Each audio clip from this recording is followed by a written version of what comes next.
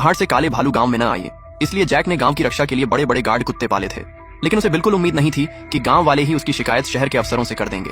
अफसर ने कहा, नियम के हिसाब से इतने बड़े कुत्ते गांव के अंदर रखना मना है, इन्हें हटाना होगा, ये गैर कानूनी है। नियम तो नियम है, तुम्हारे पास सिर्फ 3 दिन है, 3 दिन के अंदर सारे कुत्ते गांव से बाहर भेज दो, एक भी नहीं रहना चाहिए। गांव वाले हंसने लगे। अब देखो कितना करता था, पहले बात मान लेता तो आज ये दिन नहीं देखना पड़ता। अब अफसर आ गए हैं, अब क्या करेगा? जैक ने कहा, ऑफिसर हेनरी, मुझे एक पेन दीजिए, अगर ये नियम के खिलाफ है तो मैं पूरे दिल से मानूंगा। सब हैरान हो गए।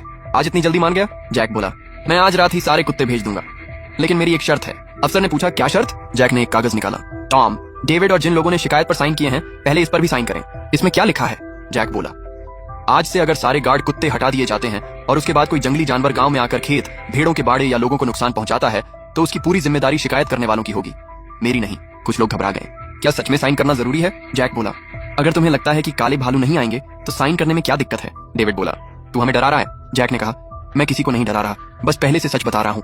डेविड ने कहा, ठीक है, मैं साइन करता हूँ। बाकी लोग भी हंसने लगे। कुछ भालुओं से कौन डरता है? अगर 2 भालू आ भी गए तो उनका शिकार करके दावत करेंगे। जैक तो छोटी सी बात का बहुत बड़ा तमाशा बना रहा है। जैक ने सबकी तरफ देखा और कहा, ठीक है, याद रखना ये फैसला तुम लोगों का है। उस रात सारे गार्ड कुत्ते गांव से भेज दिए गए। लोग बहुत खुश थे। अब हर समय कुत्तों के भौंकने की आवाज नहीं आएगी। अब मेरा फार्म हाउस खूब चलेगा। लेकिन उसी समय जैक ने एक नया काम शुरू कर दिया। उसने अपने पूरे घर के चारों तरफ बहुत ऊंची लोहे की बाड़ बनानी शुरू कर दी। बाड़ 11.5 फुट ऊंची होगी, 5 फुट जमीन के अंदर जाएगी। बिजली भी पूरी ताकत पर रहेगी। 3 दिन में काम पूरा होना चाहिए, कहीं भी कोई खाली जगह नहीं रहनी चाहिए। गांव वाले फिर हंसने लगे।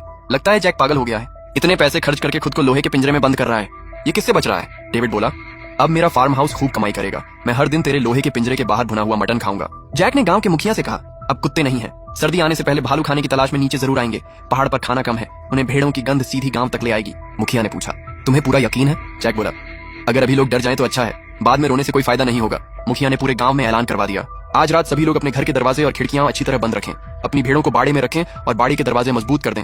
कुछ लोग सोच में पड़ गए, क्या हमें भी ऐसा करना चाहिए? लेकिन डेविड बोला, बिल्कुल नहीं, जैक ने खुद इतना पैसा खर्च कर दिया है, अब चाहता है कि हम भी करें। हमारे गांव में इतने सालों से कभी भालू नहीं आए, अब अचानक कहां से आ जाएंगे? अगर बाड़ा मजबूत करने में पैसे लगेंगे तो क्या जैक देगा? बाकी लोग भी उसकी बात मान गए। डेविड हंसकर बोला, अगर आज रात सच में कोई काला भालू आ गया तो मैं उसे एक थप्पड़ में गिरा दूंगा। उसी समय जैक के लोगों ने पहाड़ की तरफ देखा। जैक, उनकी संख्या बहुत ज्यादा है। सबसे आगे वाला भालू आम भालू से 3 गुना बड़ा है। भालुओं का राजा पहाड़ से नीचे आ रहा है और पूरा झुंड सीधा गांव की तरफ बढ़ रहा है। अब लड़ाई शुरू होने वाली है।